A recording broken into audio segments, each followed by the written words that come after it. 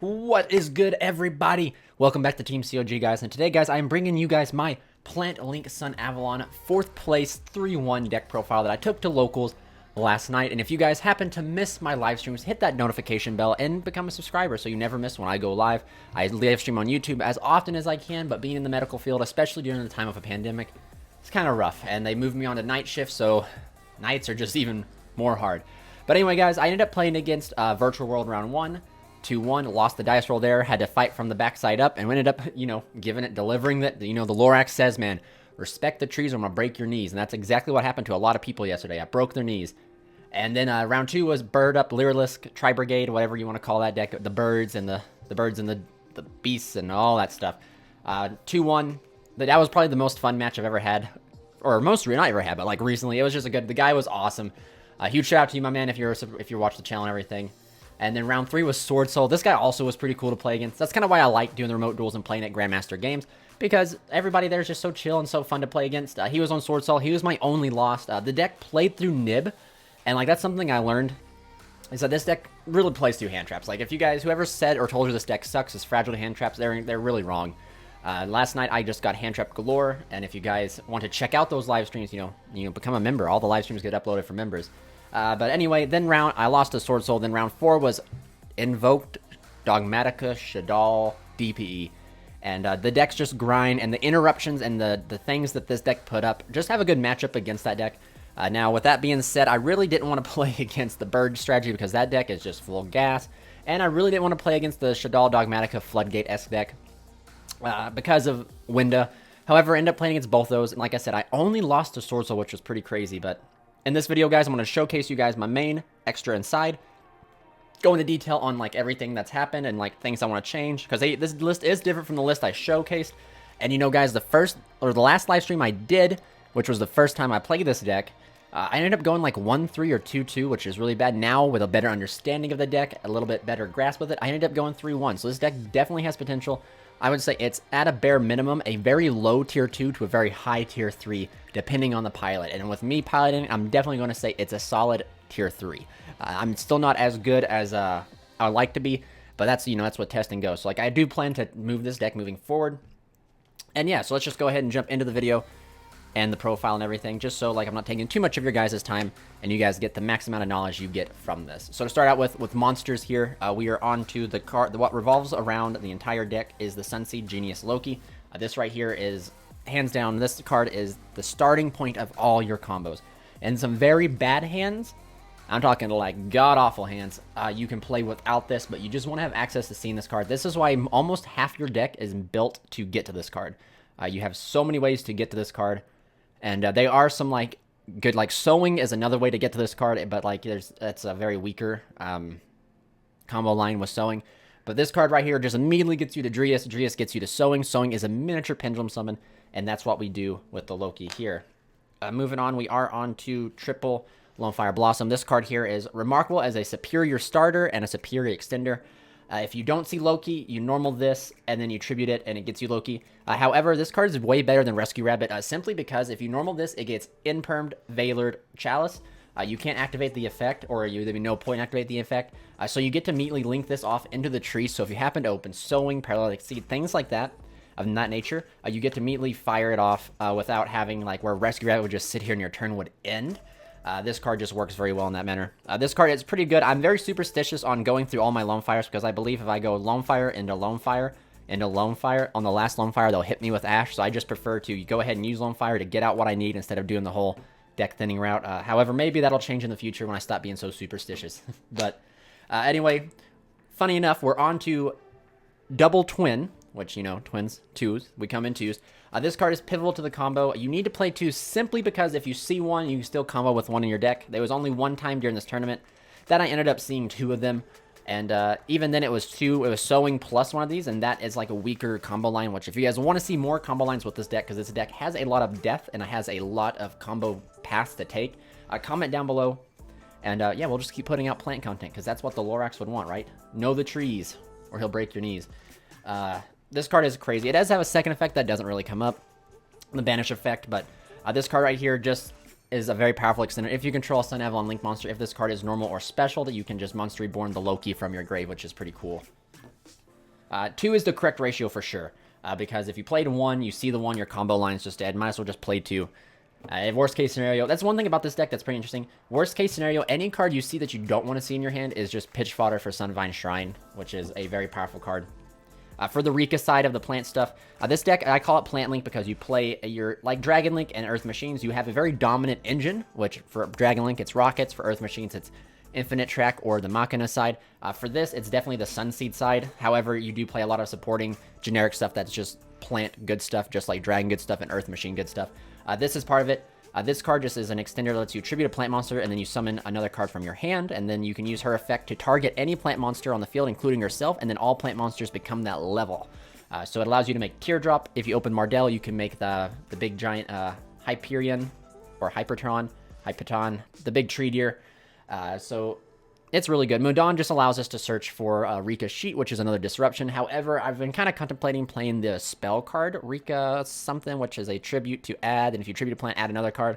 However, I just like the interruption that Sheet gives us, so that's what we're on to now.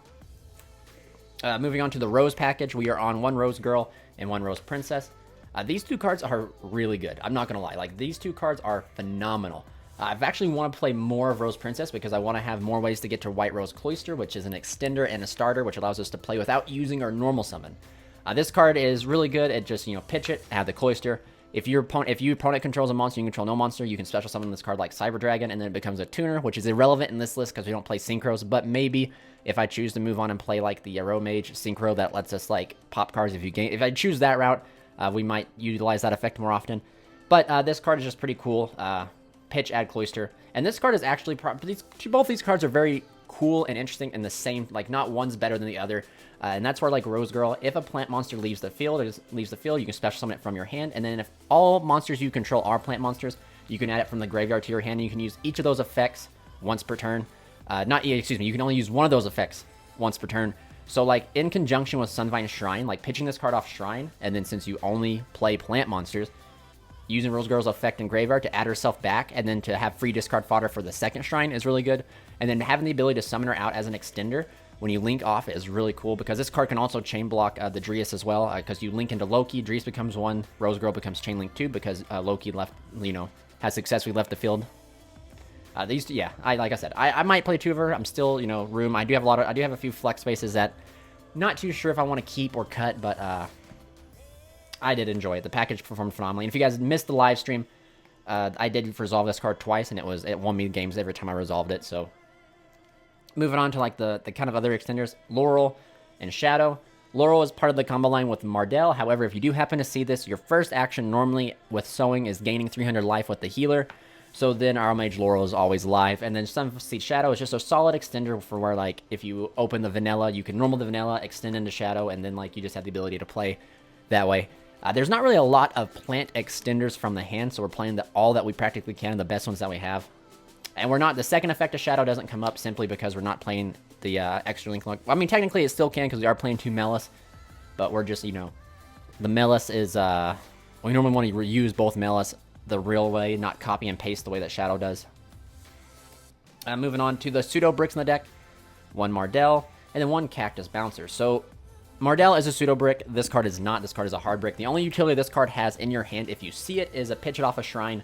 However, this card is phenomenal, and I'll quickly talk about it here in 1 second. But Mardell, if you guys have not checked out my recent video, I show you guys what happens when you play Mardell, because a lot of people were commenting saying that Mardell is a brick, and I wanted to show you guys that it's really not. It's more of a pseudo brick than a hard brick. You still can combo with it. It does make your hands kind of interesting, and it makes, it makes good. It doesn't make good hands bad, and it doesn't make mediocre hands worse, but it does make bad hands worse, or the worst hands bad.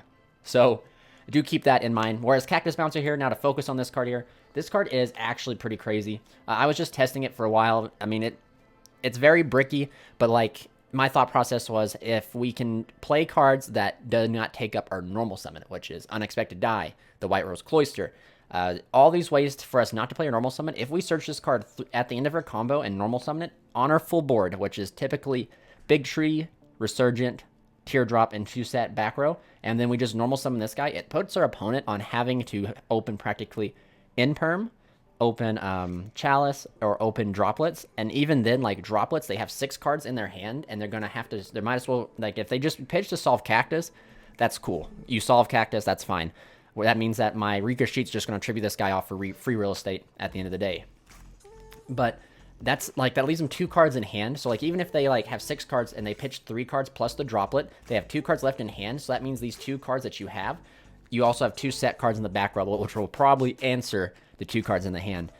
Cactus Bouncer is just phenomenal because it solidifies your already good boards, but it also helps you establish your weaker boards, whether your hand is garbage or your hand gets interacted with a lot. So you have to just put out like either Begalancer or the Teardrop at the bare minimum, and then you just normal summon out Bouncer on top of that. You practically put the game state to primitive Yu-Gi-Oh, and you put your opponent on better have the out to the Bouncer, otherwise it's Oonga Boonga time. And like I said, like some boards you will get interacted with, so it doesn't allow you to go for like the big tree up top, so you end up just making Begalancer and then Teardrop, and then you end up just normal summon the Cactus Bouncer, and you have 3 interruptions along with your Vanity's Emptiness on the field. And you have the ability to turn this card off yourself by either sending it with Rika's Sheet or using the Teardrop to tribute it during your turn, so that way you can like special summon during your turn to combo up into the big tree to get to Thrasher, which applies a lot of damage.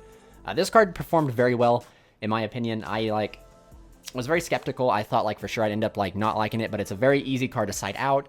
It's very searchable, and like I said, even if you do open it, it's free real estate to pitch off of the Sunvine Shrine. So that's it with Cactus Bouncer. You don't have to play this card. You can play anything you want, but I do like the Cactus Bouncer because it gives a deck multiple win conditions and it's already in its arsenal. So definitely like it.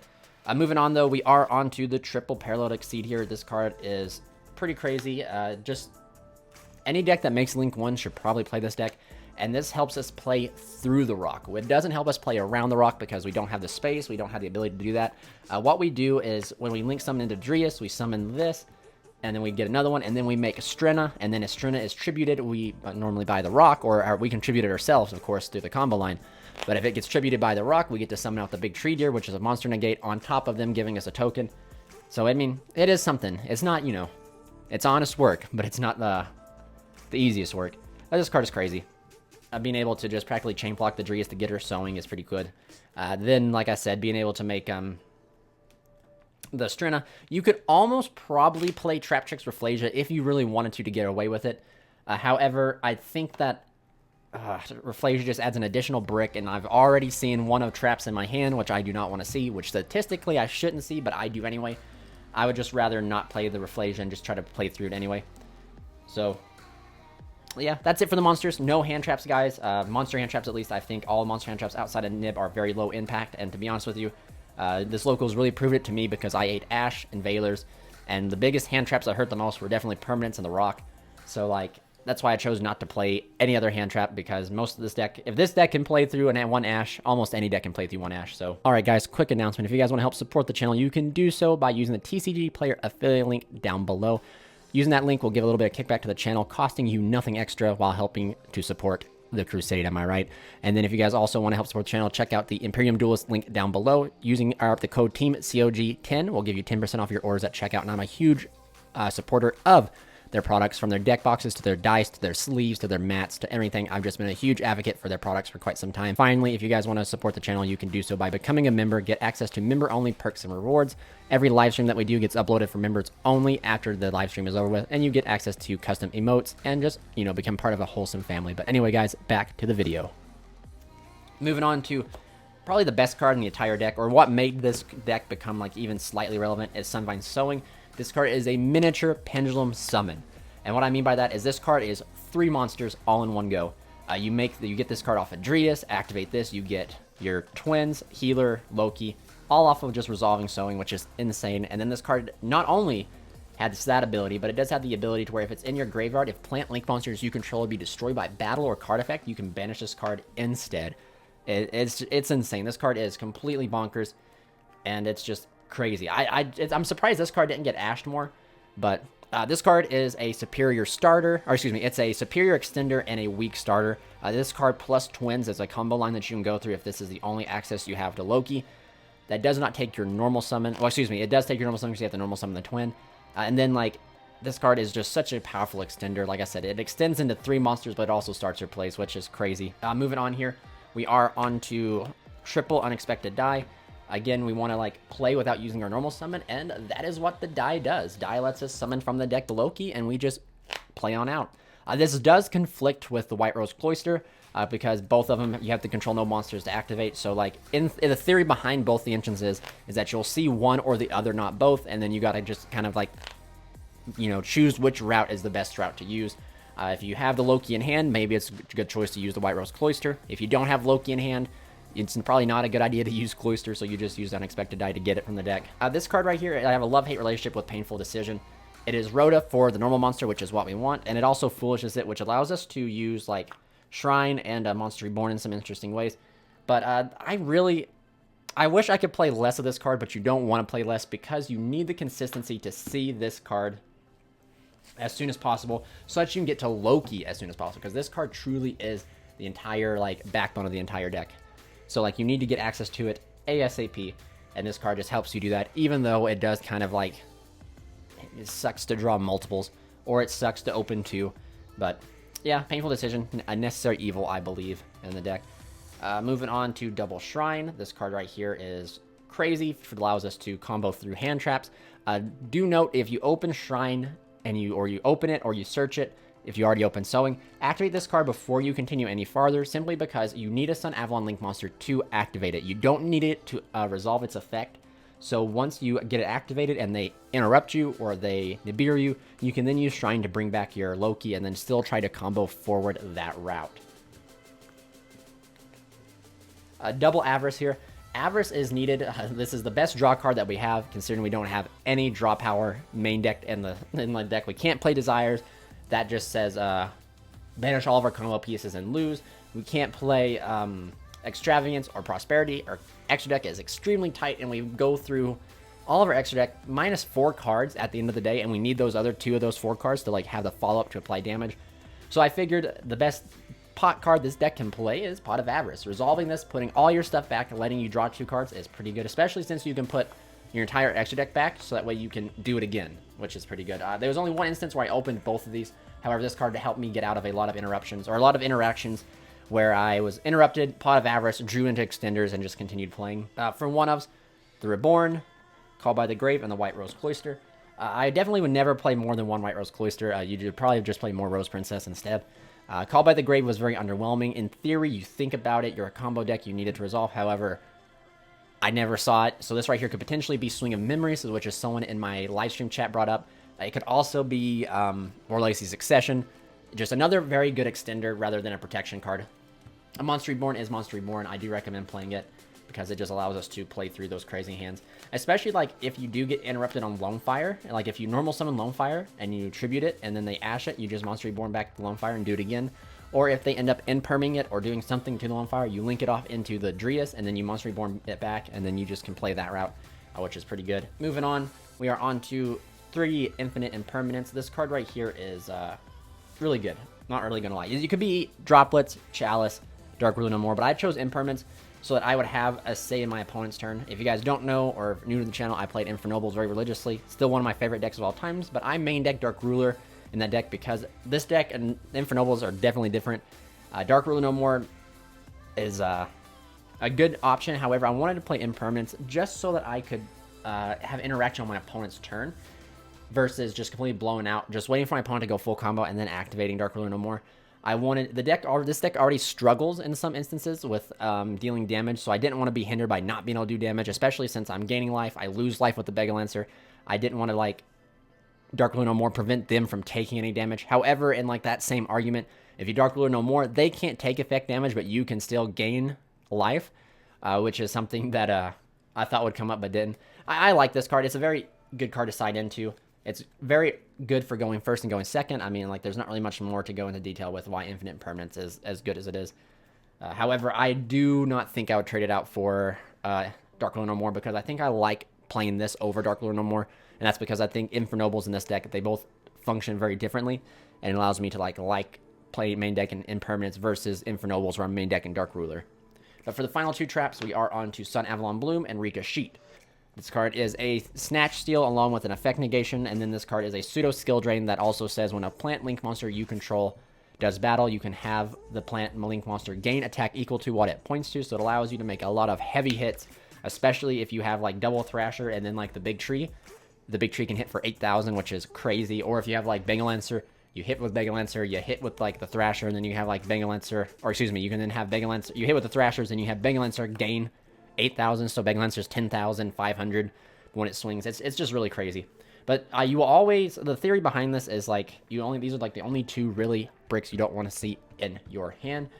However, Rika Sheet floats to my hand, which makes no sense. You would think it'd be one or the other, but literally I've never seen Bloom, but I always see Sheet. And then yesterday in the tournament, I saw Bloom more than I saw Sheet, but I only saw Bloom, I think, like once or twice. So it wasn't too bad. Especially hard opening them because, like, especially if you get hand trapped, it's not too bad opening these or hard opening these. Because at the end of the day, if you end on, like, Mega Lancer with one of these, that's 2 forms of interruption, which is semi-decent. Especially with Rika Sheet and Mega Lancer. Shoo, man. Target, compulse, and then, like, you can Rika Sheet the Mega Lancer to negate, then Snatch Steal, and then bring back the Mega Lancer during your turn, which is pretty good. But that's it for the traps, guys. The deck is 40 cards. Like I said, the list performed good. I definitely wouldn't want to change too much. Like I said, maybe in the future I'll contemplate playing more of the Rose Princess here, and then maybe trying to integrate like the Carrot Weight and the Spore, so then I can go into like a more combo route playing into like the Synchro. But I'm not too sure yet because this list performed very good, and there's still like other things like I want to test moving forward. So we'll just have to wait and see. But moving on to the extra deck, guys, we are quickly here onto Triple Drius. This card is phenomenal as your Link 1.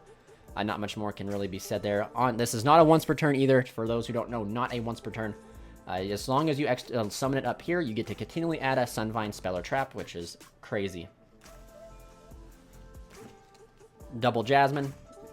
Jasmine is also not a once per turn on the effect to add if you gain life. So that's how you're just able to abuse Jasmine, especially with Romage Laurel. You link off the Laurel into a Jasmine. Laurel gains 500. You get to add twice off of this, which is really good. And then the effect to tribute to beam out any card from your deck is insane. Like, dual power introduced so many busted links, and Jasmine is one of them for sure. Double Melis here. Melis is your kind of extender. Allows you to climb up into your Link 4s pretty easy. It's really good. Being able to have this guy bring back the Loki. Especially, like, worst case scenario, if you summon it up here, you can bring it out and make Mega Lancer. But if you're summoning it down here, you're just going to be able to combo out and make another one and then get more searches. This card is crazy to think that this card was printed. It does have a second effect as well. I know I'm probably saying crazy a lot, but, like, if you were to tell me that trees could do the things that they could do, I would tell you're a liar. But after, like, seeing it and playing it, it's quite absurd.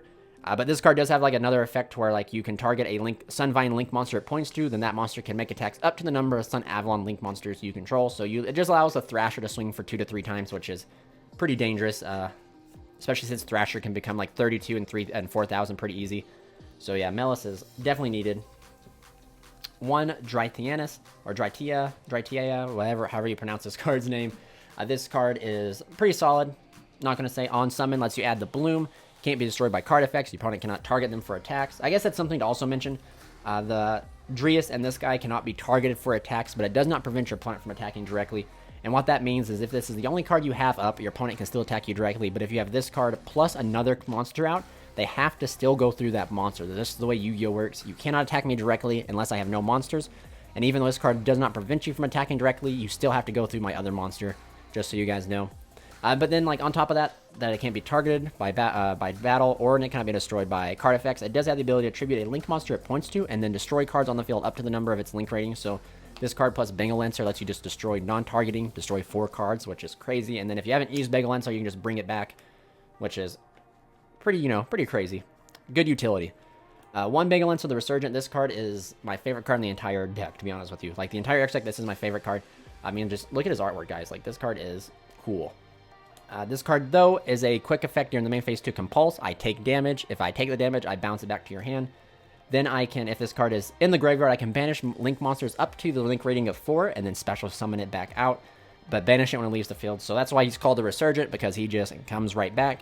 And then, yeah, the Compulse is really good as well. Especially if you have, like, the little tree up. In some hands, you can get the little tree out here. You go this effect to bounce. You take the damage. Drius effect will trigger since I took damage. I then gain that damage back in life, and then I summon out a Sunvine, which allows for, like, extension and to apply a lot of pressure by getting out Thrashers.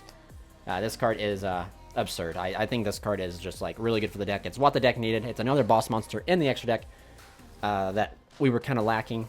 And the fact it just takes 2 plants monsters, very generic to get to, very easy to summon. Very good synergy with Rika Sheet as well. This card actually is, I know I've already said a lot about it, but this card literally for like 2 games kept the DPE at bay, because anytime they were going to try to fire off DPE, I would have Sowing in the Grave. So like it doesn't matter if they tried to destroy the Mega Lancer, I could bounce back the DPE, and it put a lot of pressure on the DPE. Even though the card is 2,500 attack, I wish it was a little bit more. I wouldn't like it should maybe be 3,000, but you know, it is what it is. 2,500 is nothing to scoff at. Moving on to like the Link 1 Sunvine cards, we are on to double Thrasher and 1 Healer. This card right here lets us apply damage for going second, or that turn 3. This card lets us gain life, which we can utilize multiple times, especially if we put it back with Pot of Avarice. But yeah, Thrasher's insane, guys. Like, this card has the ability to get so big, like I said, 32, 4,000, and then once it sends a card to the graveyard by battling it, it gets to Monster Reborn that card.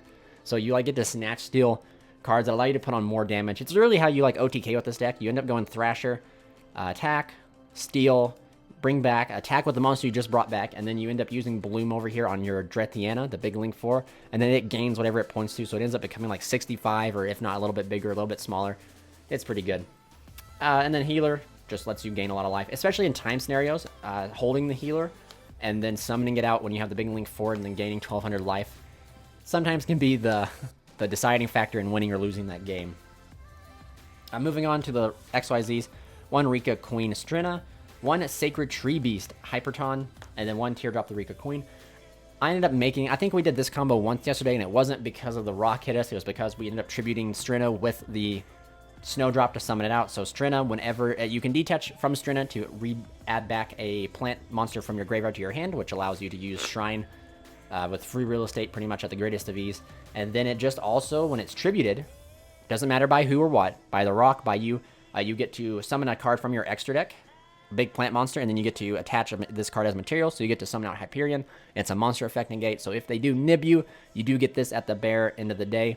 I do wish, my only complaint is that maybe Hyperion should have been maybe a little bit stronger in attack value, but I think that's like an overall theme of the deck. Like, the attack stats are not awful, it's just it'd be nice to have them a little bit bigger just to beat over like certain problem cards like nib and stuff. Then you have Teardrop the Rika Queen. This card is actually pretty insane. Quick effect tributes a monster, and then when a card becomes tributed, it gains 200. So if you Rika Sheet and then use Teardrop, she gets to become 3,200 till the end of the turn. And then like in some niche scenarios when you're trying to attack for a lot of damage and you're short a little bit of attack, you can attack with like all your monsters. And then when you go to swing in with Rika Sheet, you can use Rika Sheet to tribute a monster you control, so it gets to be 32 to apply that extra damage, which I did not do yesterday.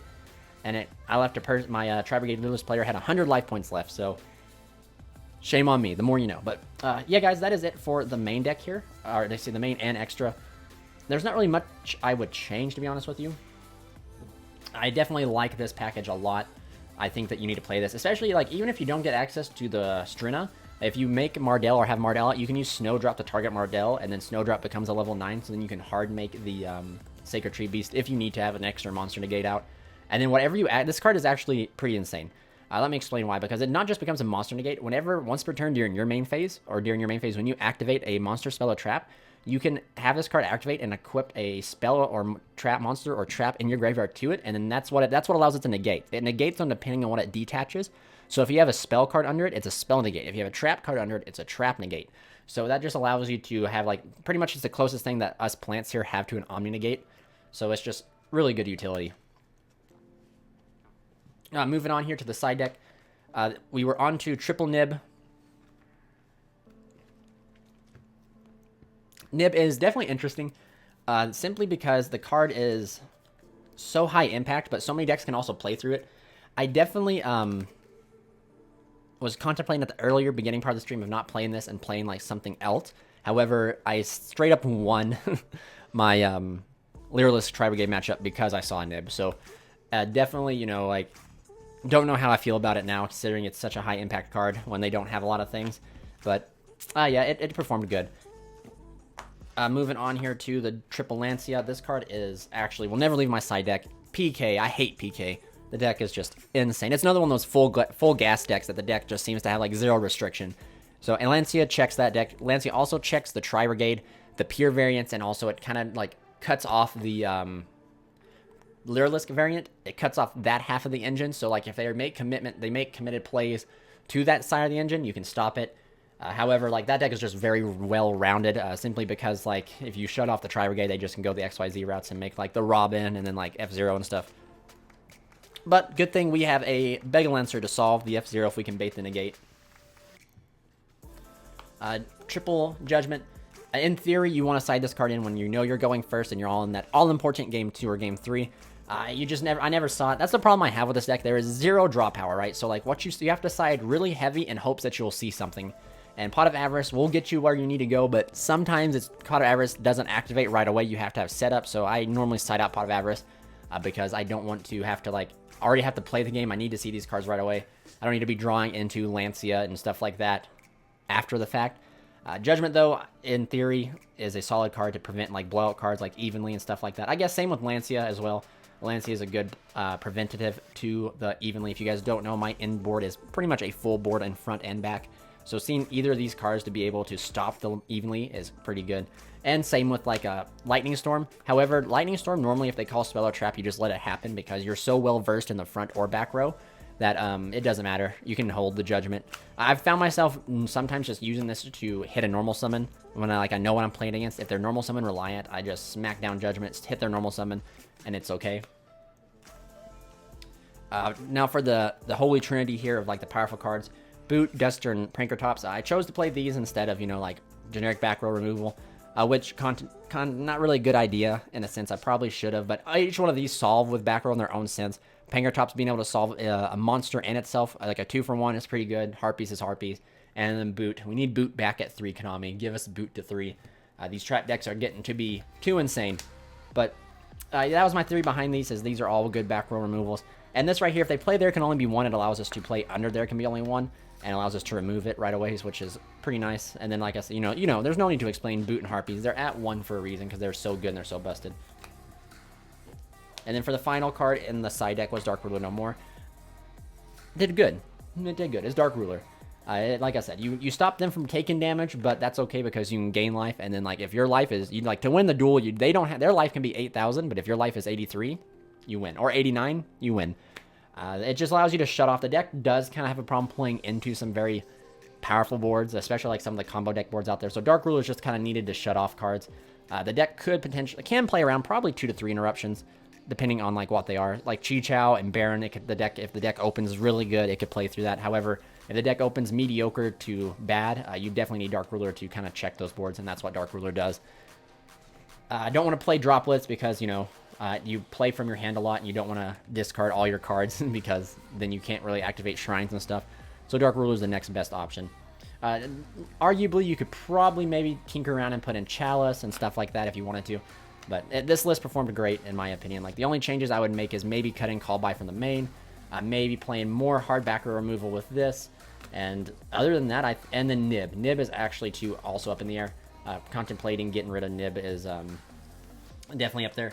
For sure. Like these are probably the flex spots of the deck, of the side deck that you could potentially play around with, is these right here. I would say the rest of the stuff is definitely needed so that you don't get blown out or you can blow out your opponent. But other than that, extra deck is solid. Wouldn't really change anything with it. I'd actually say out of everything, the extra deck is probably the most solid in the entire deck profile here. There's not really a darn thing I'd change in it.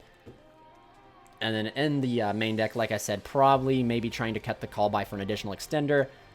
Maybe cutting down the painful decisions, maybe down to 2, but I don't know because the root slows down consistency. And then other than that, all the monster, and then of course Cactus Bouncer is definitely, it doesn't have to be Cactus Bouncer, you can play any sort of extender, but it works great for me.